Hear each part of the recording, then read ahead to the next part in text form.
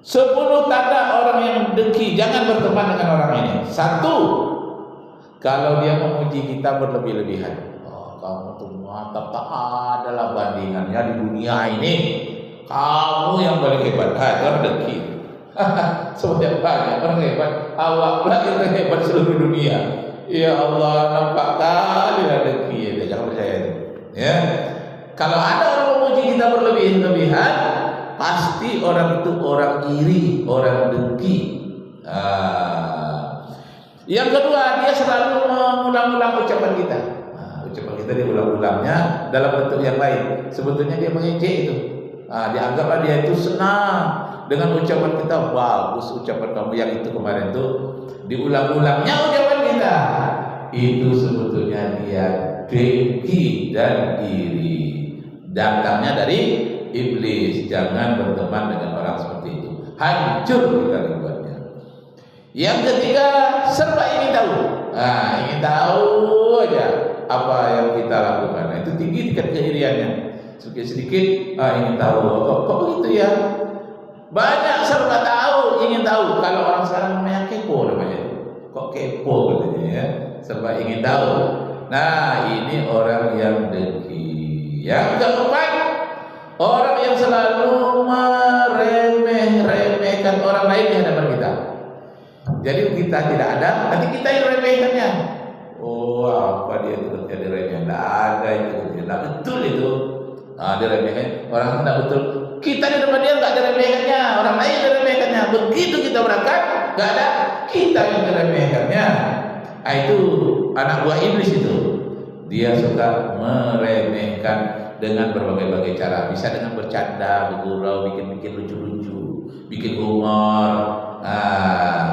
Di belakang kita dia sebetulnya iri dan dengki. Itu bahaya sekali, sangat berbahaya. Bisa-bisa dia menfitnah suatu hari nanti. Yang kata Al-Quran, al-fitnatu asyaddu minal qatli. Fitnah itu lebih berbahaya daripada pembunuhan. Nah, itu yang keempat ya, dia merendahkan, meremehkan kita. Yang kelima, dia selalu memberikan saran kepada kita, saran-saran yang palsu, tak tulus dia, agar kita menjadi ragu. Dikasihnya saran bagaimana kita ragu sekali. Saya di Jakarta mengikuti lomba karya tulis ilmiah. Saya biasanya lomba pidato. Kalau lomba pidato dan saya dapat juara 1 terus. Nah, sekarang lomba karya ilmiah. Kadang-kadang saya dapat juara, kadang-kadang tidak. Sekali itu target saya harus dapat. Orang yang iri ini dibisikkan. Semangat ya karya ilmiah ini. Orang nampaknya mengantuk sekarang, semangat seperti kamu pidato. Semangat. Saya kalau biasa pidato semangatlah saya. Saya kira sarannya itu saran yang baik. Semangatlah saya. Ketika semangat itu kehabisan waktu, kata juri.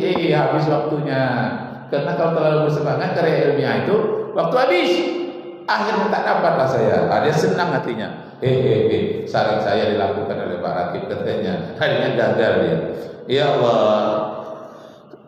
Jadi saya pernah berteman dengan orang yang dengki dan iri. Nah, kemudian yang keenam, dia bermuka dua. Ramah sekali di hadapan kita, selalu muji-muji kita di depan kita. Di belakang kita dia bergunjing, dipergunjingkannya kita. Itu anak buah iblis, dengki, iri. Nah, meremehkan. Kemudian yang ketujuh, dia meremehkan usaha kita dalam hal yang hebat, dianggap biasa-biasa saja. Dosa hebat-hebat kita lakukan, biasa-biasa saja itu. Dia akan biasa-biasa saja. Itu orang iri, itu orang dengki. Yang kedelapan, tidak suka kepada Anda tanpa alasan. Kita sangat cocok. Apa alasan? Tidak ada alasannya. Pokoknya nggak suka aja.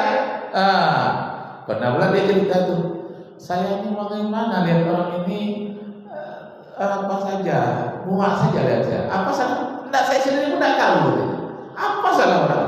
Timbul saja ada sangat senang. Itu ada iri, ada setan di dalam hatinya, ada iblis, tidak suka tanpa alasan yang jelas. Yang kesembilan, berpura-pura dengan kata-kata yang selalu menunjukkan kita itu beruntung.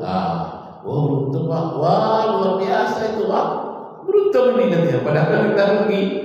Ya, kenapa? karena kedengkiannya memang dia menginginkan kita rugi. Masya Allah. Nah, ini orang-orang iri dengki, keturunan iblis itu, atau ada iblis di hatinya. Terakhir, waktu kita sampai pula ya. Terakhir yang ke-10, dia menekan kita, mengkritik kita, apapun ucapan kita, itu ucapan kita diremehkan. Nah, kesimpulan 10 ini dari psikologi agama, psikologi ilmu jiwa agama, Zakia Derajat.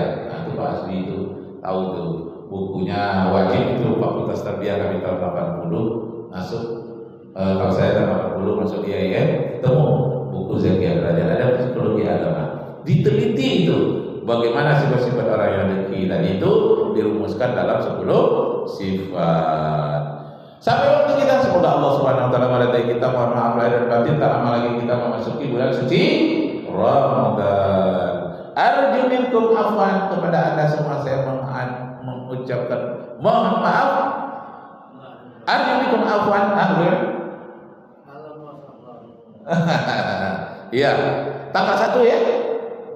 Tanggal 1 Maret kita sudah puasa. Sekarang tanggal berapa nih? Hah? 19. Udah dekat sekali ya. Nah, seminggu lebih sedikit. Arju minkum afwan in wajadtum fiha khata'at, wa billahi taufiq wal hidayah. Wassalamualaikum warahmatullahi wabarakatuh.